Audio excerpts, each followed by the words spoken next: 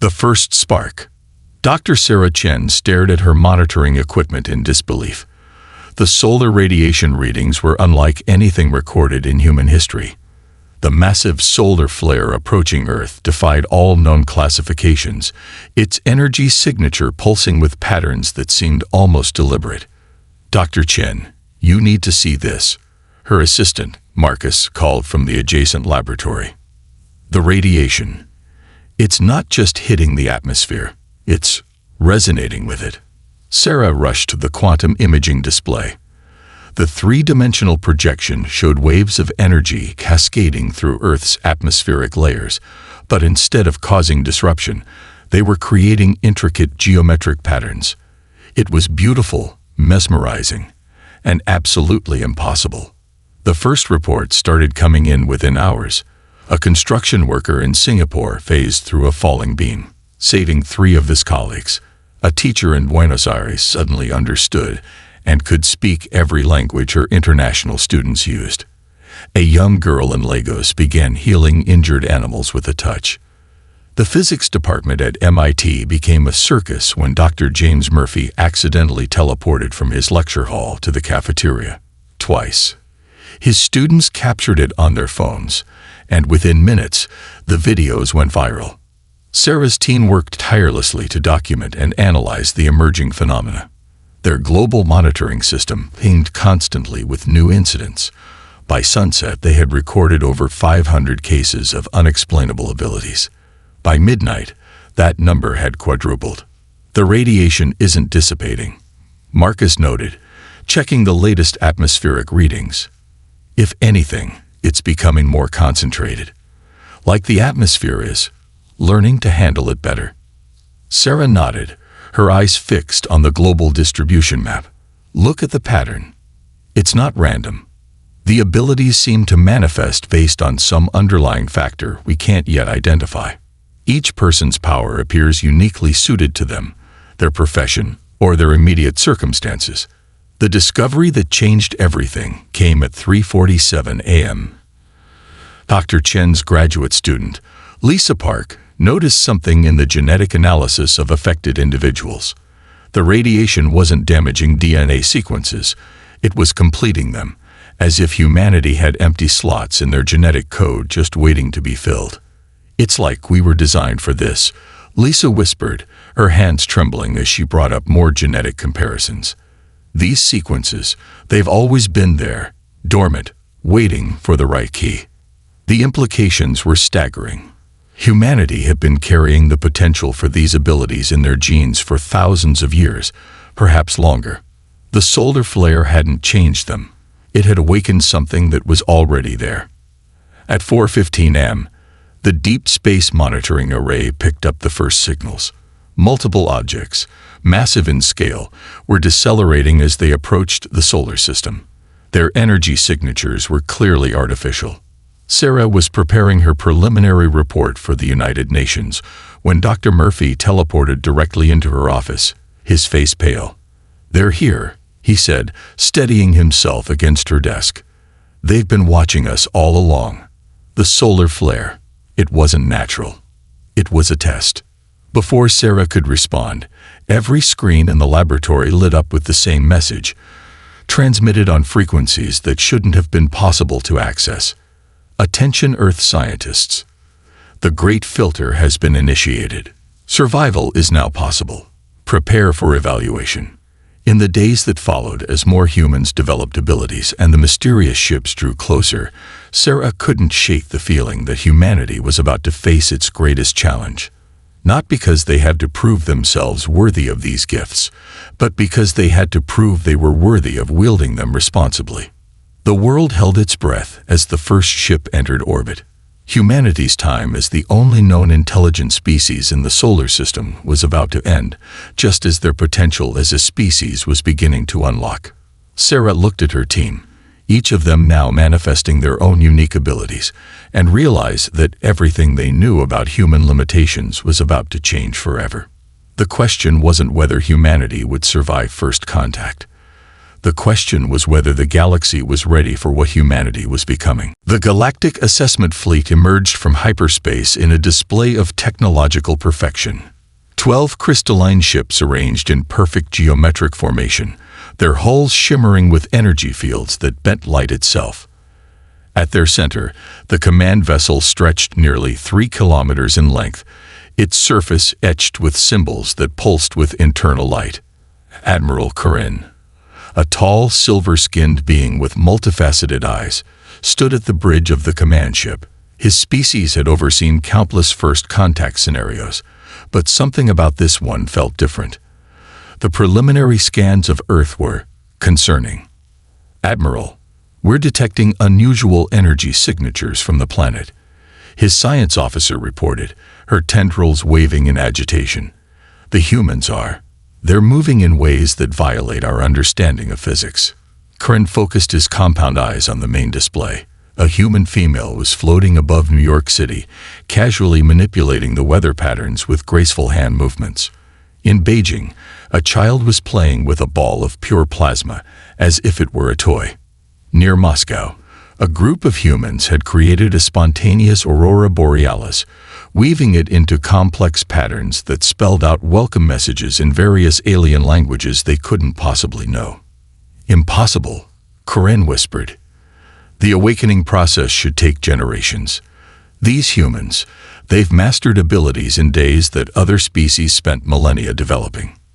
The fleet's first direct encounter with powered humans came during a routine scanning procedure. Their strongest containment field, capable of holding a small star in place, was casually walked through by a teenage human who seemed more interested in examining the pretty lights than the fact that she had just broken several laws of physics.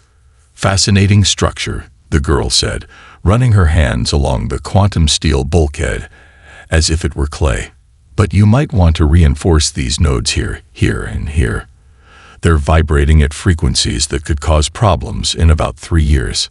Before the stunned crew could respond, she had reshaped a section of the supposedly indestructible hull, improving its structural integrity with changes that their best engineers would take months to understand. "There you go. Much better now. Oh, and thanks for the light show." She waved cheerfully and phased back through the hull, leaving behind a ship that was somehow better than when she had arrived. Corinne ordered an immediate retreat to safe observation distance. His report to the Galactic Council was met with disbelief. Subjects display abilities beyond evolutionary patterns. No consistent power manifestation. Each human seems to develop abilities that uniquely suit their personality and circumstances.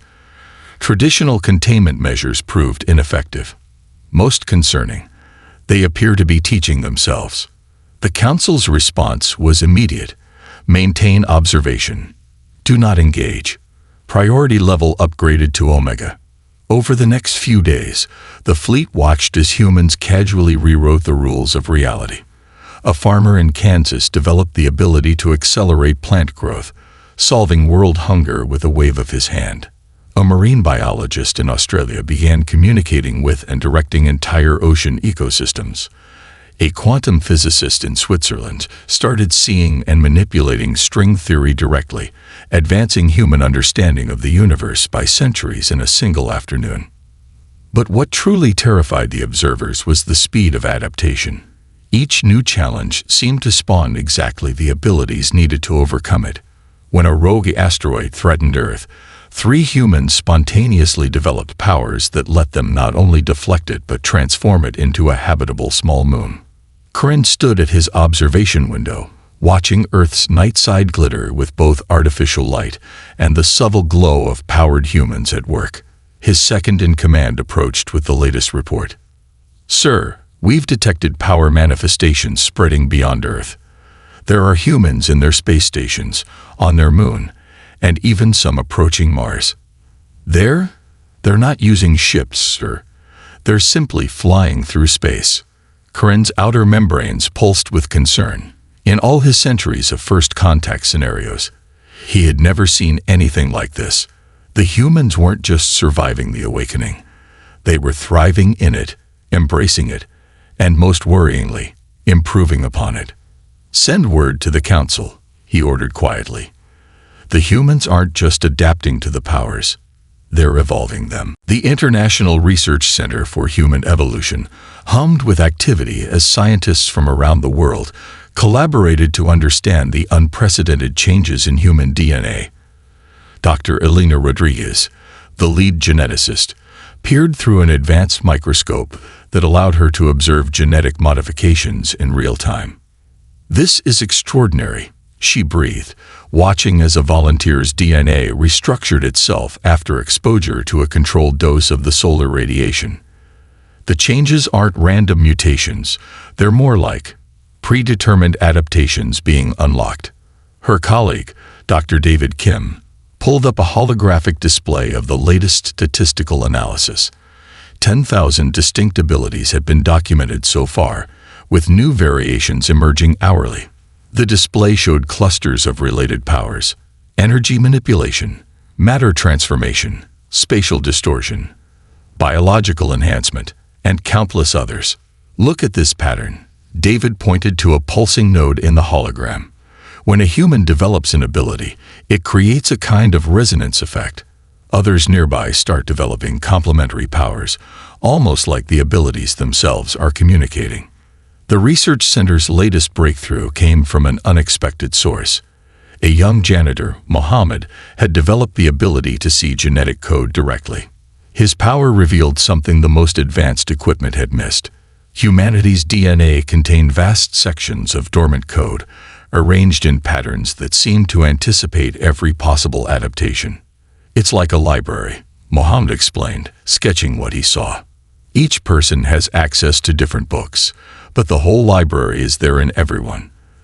The radiation just helps us find the right book at the right time." The implications staggered the scientific community. Humanity wasn't just adapting to the radiation. They had been designed to harness it. Every human on Earth carried within them the potential for countless abilities, waiting for the right moment to emerge. Dr. Rodriguez's team made another crucial discovery while studying power manifestation in identical twins. Though their DNA was initially the same, each twin developed wildly different abilities based on their individual personalities, interests, and immediate needs. "The powers aren't just random gifts," Elena explained to the emergency UN session, her voice trembling with excitement. "They're expressions of human potential. Each ability is uniquely tailored to the individual, enhancing their natural talents and addressing their deepest needs." The alien observers, still maintaining their distance, monitored these discoveries with growing concern. Their own species had taken millennia to develop even simple energy manipulation. Humans were mastering complex reality manipulation in days. A breakthrough in understanding came during a crisis at the research center. When a critical containment system failed, threatening to release dangerous levels of radiation, 3 researchers simultaneously developed new abilities.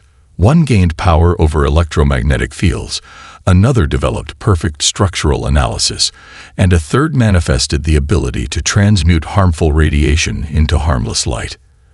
"They're not following any known rules of evolution," reported the alien scientist monitoring the incident. "Their adaptations are purposeful, intelligent, almost creative."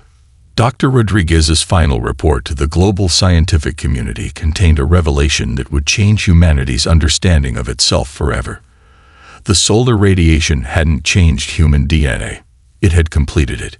Humanity had been carrying the building blocks of these abilities for thousands of generations, waiting for the right catalyst to activate them. "We're not witnessing a mutation," she announced.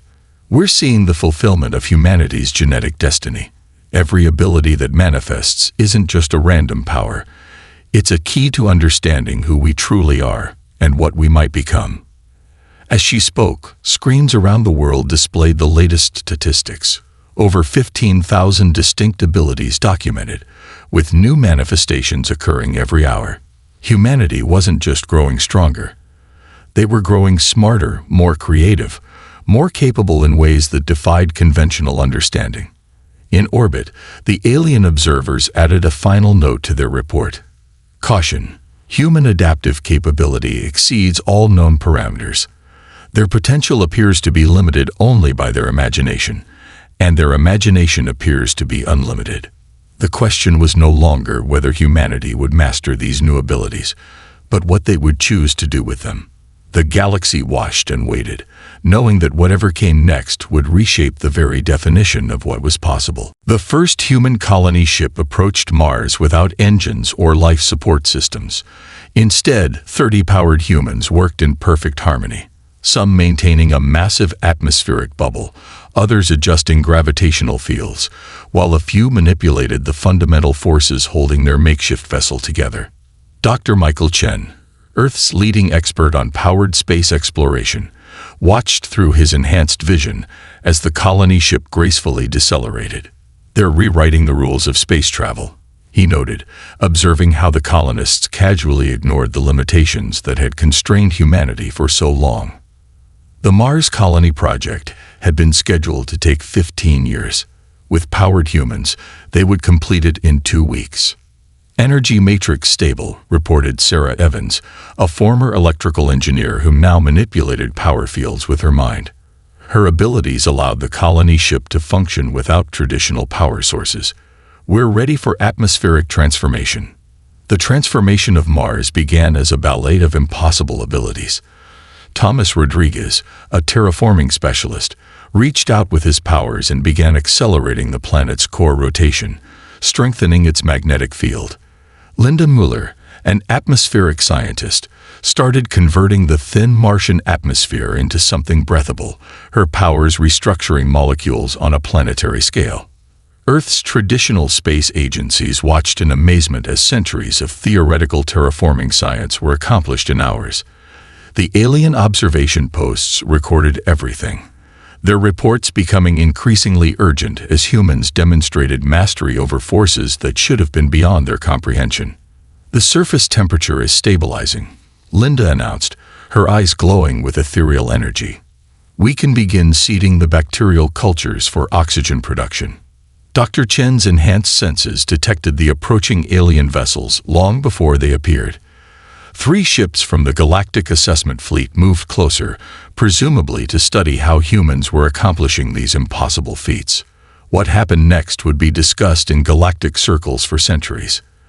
A young colonist, Emma Chen, no relation to the doctor, noticed a critical flaw in one of the alien vessel's drive systems. Without hesitation, she teleported directly into their engine room. The alien crew froze in shock as this human materialized inside their most secure area. "Your quantum field harmonics are out of alignment," she said cheerfully, her hands already moving to adjust impossibly complex machinery she should have no knowledge of. That should prevent the cascade failure that was building up. You would have lost the ship in about 6 hours. The alien engineers, after recovering from their shock, confirmed her diagnosis. She had just prevented a catastrophic drive failure using knowledge that their species had taken generations to master. Back on Mars, the transformation continued. Rivers of melted ice began flowing across the surface as powered humans adjusted the planet's climate patterns. Others delved deep into the Martian crust, stabilizing tectonic plates and enriching the soil with nutrients. "We've got incoming signals," Michael announced, his enhanced senses detecting transmissions from multiple alien civilizations. "They're asking. No, they're pleading for help with their own dying worlds." The implications hit everyone at once. Humanity wasn't just reaching for the stars. They were about to become the galaxy's greatest hope for solving problems that had plagued other civilizations for millennia. Sarah Evans took a moment to observe their work. Mars glowed beneath them, its surface already showing signs of green where accelerated plant growth was taking hold. "We should help them," she said simply. "It's why we have these abilities." Dr. Chen nodded, already composing a response to the alien transmissions. Humanity's first official diplomatic message to the galaxy would be an offer of assistance, not a request for recognition. In orbit, the alien observers added a final note to their report. Assessment update. Human expansion into space proceeds at unprecedented rate. Their abilities appear to grow stronger with each new challenge. most concerning development, they are eager to share their knowledge and assistance with other species. As the sun set on a rapidly transforming Mars, Dr. Chen realized that humanity had crossed a threshold. They weren't just explorers anymore. They had become catalysts for change across the galaxy. The stars weren't just within reach. They were inviting humanity to reshape them. The galaxy would never be the same, and that was exactly what humanity did best. The galactic central station hung in space like a gleaming jewel, its crystalline spires stretching for kilometers in every direction. Today, its grand reception chamber hosted something unprecedented: the first official human delegation to the Galactic Council. Ambassador Jennifer Martinez stood calmly before the assembled representatives of 5,000 civilizations. Unlike her alien counterparts, she needed no technological assistance to survive in the station's exotic atmosphere. Behind her, her team of powered humans floated serenely, each demonstrating humanity's casual mastery over forces that other species struggled to comprehend. "Honorable Council," Jennifer began, her voice carrying perfectly through the vast chamber. "Earth comes seeking not admission, but partnership. We offer our abilities to help solve problems that have plagued our galaxy for generations." The chamber erupted in a cascade of simultaneous translations, each species processing her words in their own way. A massive hologram appeared above the assembly, showing recordings of human achievements over the past months: the terraforming of Mars, the stabilization of dying stars, the healing of polluted worlds. High Counselor Zix, a being of pure energy contained within a crystalline matrix, spoke first. "Your species has mastered in months what took others millennia. This creates concerns." Jennifer smiled warmly. "Then let us demonstrate our intentions directly." She nodded to Dr. Marcus Wong, a quantum physicist who had developed the ability to perceive and manipulate subatomic structures. Marcus floated forward, his eyes gleaming with inner light as he regarded the High Counselor's containment crystal. "Your matrix is degrading at the quantum level," he observed. "With your permission." The chamber held its breath as Marcus gestured gracefully. The crystal holding Zix's energy form began to shimmer, its atomic structure realigning into something more stable, more perfect. The High Counselor's glow brightened noticeably. "Remarkable," Zix whispered. "You've solved a degradation problem that has plagued my species for 10,000 years. How?" "I simply saw what the crystal wanted to become," Marcus replied. "All structures have an ideal form. Sometimes they just need a gentle push to achieve it." More demonstrations followed. Sarah Chen repaired a failing atmospheric processor that had frustrated the station's engineers for decades. Michael Thompson enhanced the station's quantum communications array, increasing its efficiency by several orders of magnitude. The council watched in stunned silence as humans casually solved engineering challenges that had been considered impossible. But it was young Lisa Park's demonstration that truly captured their attention. Lisa, a former art student, had developed the ability to see and manipulate the underlying aesthetic patterns of reality. She approached the station's central power core, which had been suffering from increasing instability. "The energy flows like music," she explained, her hands moving as if conducting an orchestra. "It just needs harmony."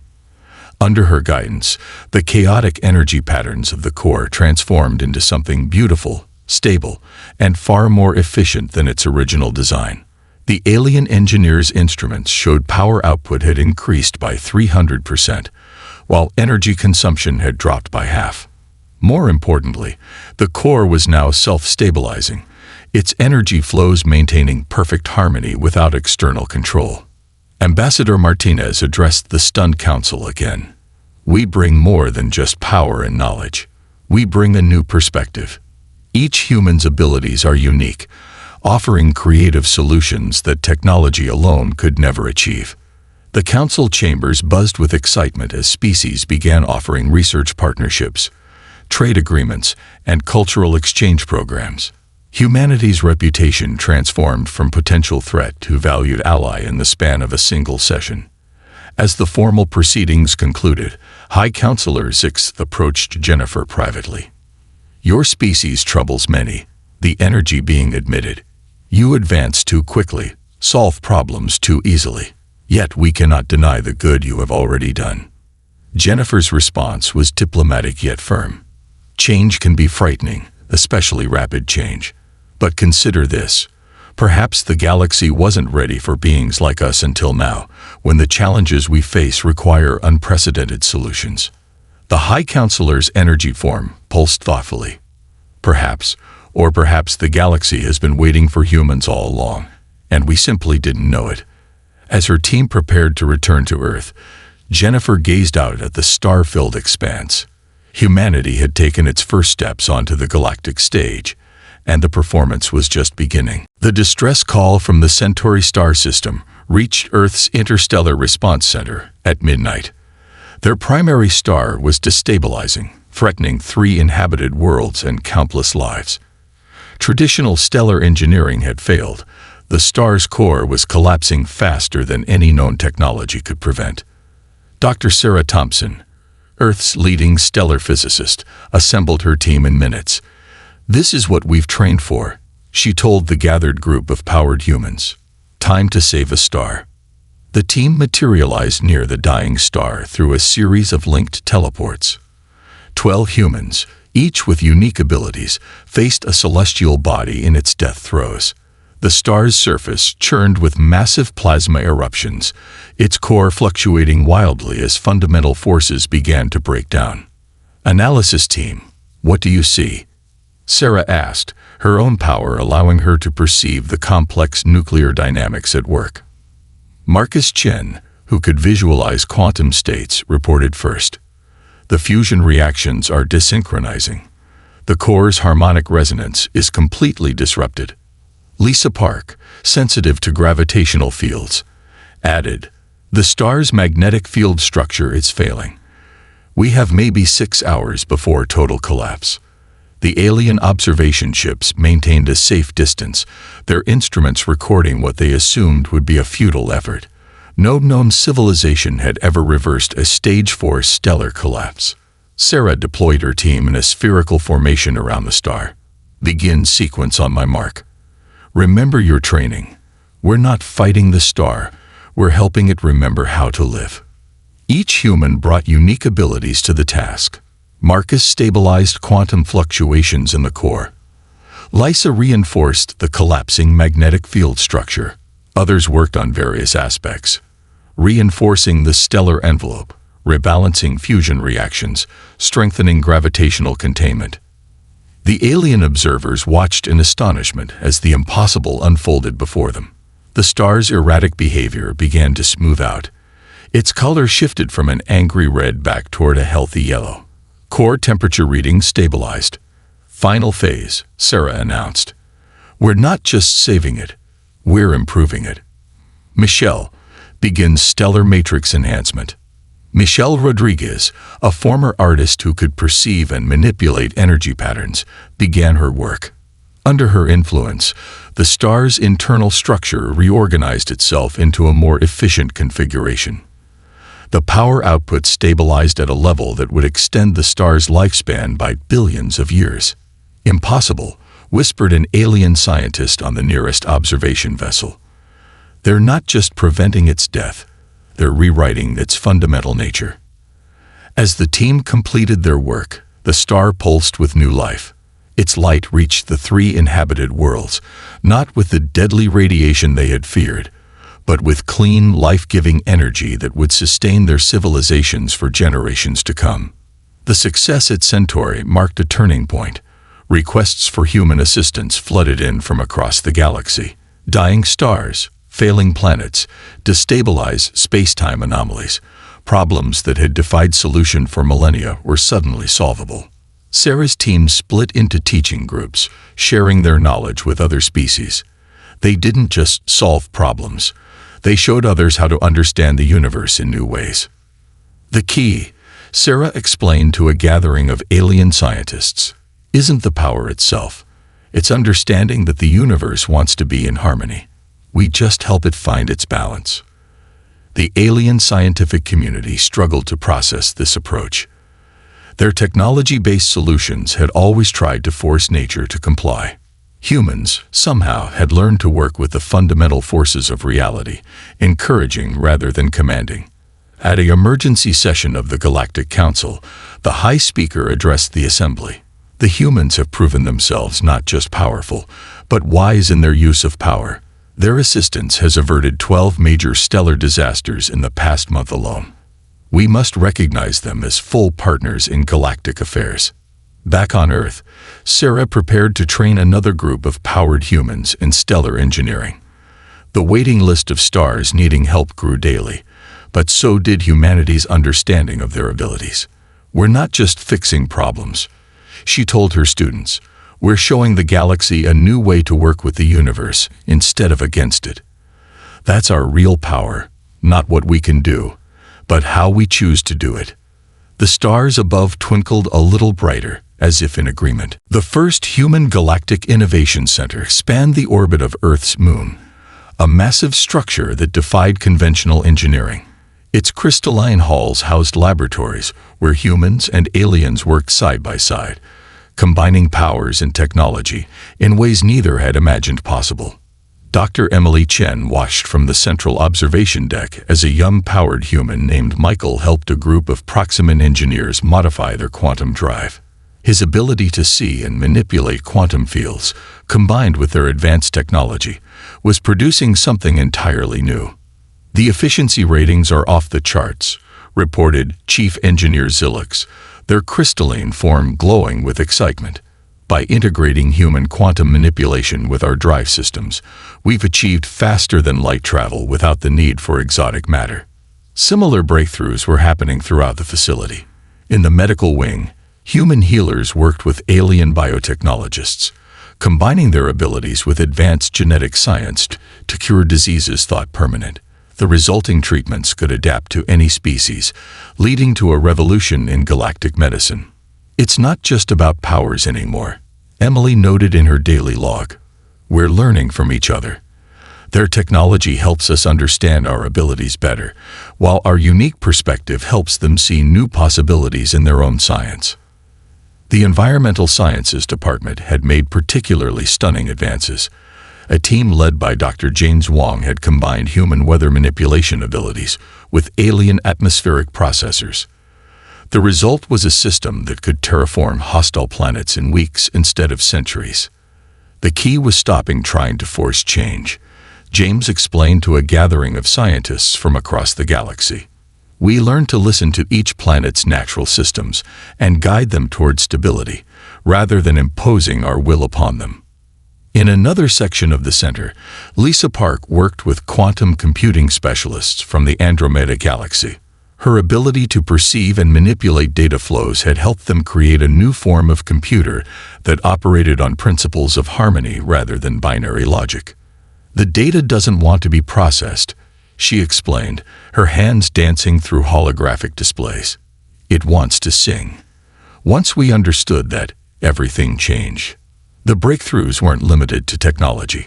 Cultural exchange programs flourished as humans and aliens learned to understand each other in deeper ways. Powered humans who could perceive emotions or translate thoughts helped bridge gaps that had separated species for millennia. Emily's own project focused on integrating human creativity with alien precision. Her team had developed a new form of space station that combined organic growth patterns with advanced materials science. The results were structures that could adapt and evolve to meet their inhabitants' needs.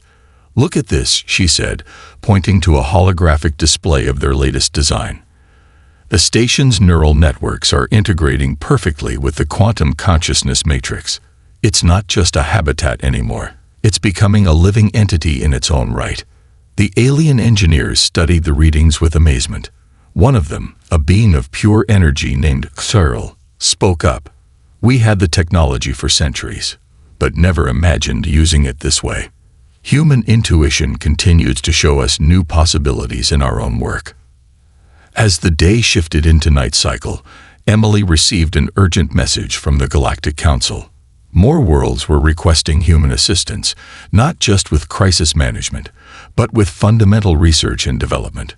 The galaxy was changing, growing, evolving, and humanity was helping guide that evolution. "We need to expand the program," she told her team during their evening briefing. "The galaxy is ready for more than just technological advancement. They're ready for a new way of thinking about the possible." The meeting was interrupted by excited shouts from the quantum physics lab. A human physicist and an alien mathematician had just proven that reality itself was more flexible than anyone had imagined. Their discovery suggested that the laws of physics weren't fixed. They could be guided, like a garden being tended. As Emily looked out at the Earth glowing below, she realized that humanity had found its true purpose. They weren't just wielders of incredible powers or solvers of ancient problems.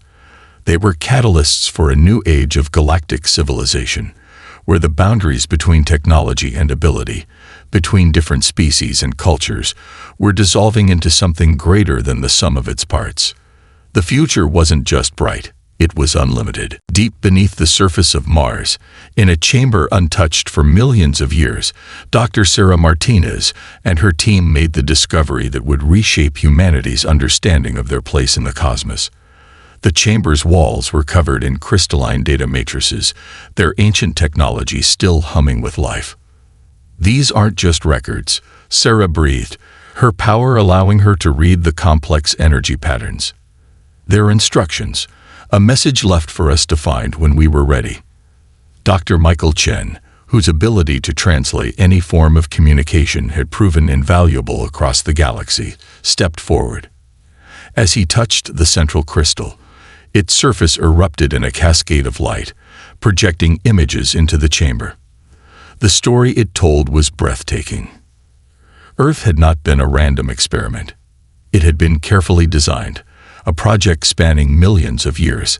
The solar radiation that had awakened human abilities wasn't an accident.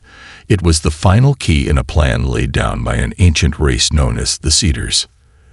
They knew they were dying. Michael translated, his voice filled with wonder. Their civilization had reached its peak, but they saw something coming. A crisis that would threaten all life in the galaxy. They needed to create something new, something that could adapt to any challenge. The images showed the Cedars' work, the careful modification of early Earth's environment, the subtle adjustments to evolving life, the patient cultivation of potential within developing human DNA. Each step had been calculated to produce beings who could access the fundamental forces of reality itself. Professor Lisa Wong, watching the data stream with her quantum sensing abilities, gasped. The powers weren't random mutations. They're tools designed to help us unlock the next stage of cosmic evolution. We're not just changing. We're becoming what the universe needs us to be. The alien observers present shared, stunned looks. Their own civilizations had records of the Cedars, ancient benefactors who had visited countless worlds. But Earth, it seemed, had been their masterpiece. The final message from the Cedars was both a gift and a challenge. To those who find this, know that you were created not to rule but to serve. Your abilities are keys to unlock the potential in all life. Use them wisely, for you are the gardeners of tomorrow. As the message faded, Sarah touched another crystal, revealing a database of knowledge that the Cedars had left behind. It contained not just scientific knowledge, but a deeper understanding of reality itself, the underlying patterns that connected all things. "Look at this," she said, projecting one of the diagrams. They knew that the galaxy would face challenges that pure technology couldn't solve. It needed beings who could see the harmony in chaos, who could adapt to any situation, who could help others evolve. The implications rippled across the galaxy. Humanity hadn't just been given powers, they had been given a purpose. They were meant to be guides, helpers, catalysts for change. Dr. Chen accessed another data crystal, this one showing predictions of galactic challenges to come. Dying stars, collapsing space-time, entropy itself threatening the fabric of reality. "They knew what was coming," he said softly. "They created us to face it." The Galactic Council convened an emergency session upon receiving the news. The High Speaker's declaration was unanimous. Humanity's role in our community is now clear. They are not our masters, but our partners in evolution. Back in the chamber, Sarah studied the final message the Cedars had left.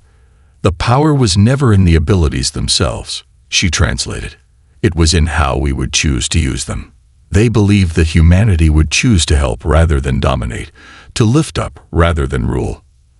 As teams of human scientists began studying the Cedars database, sharing their discoveries with alien researchers, that prediction proved true. The powers that had once terrified the galaxy were becoming its greatest hope for the future. The stars above Mars twinkled in the thin atmosphere, their light reaching a planet transformed by human abilities and alien technology working in harmony. Humanity had found its place in the cosmic dance, not as conquerors or rulers, but as guardians of possibility, helping all life reach its highest potential. The galaxy's ultimate nightmare had become its brightest dream.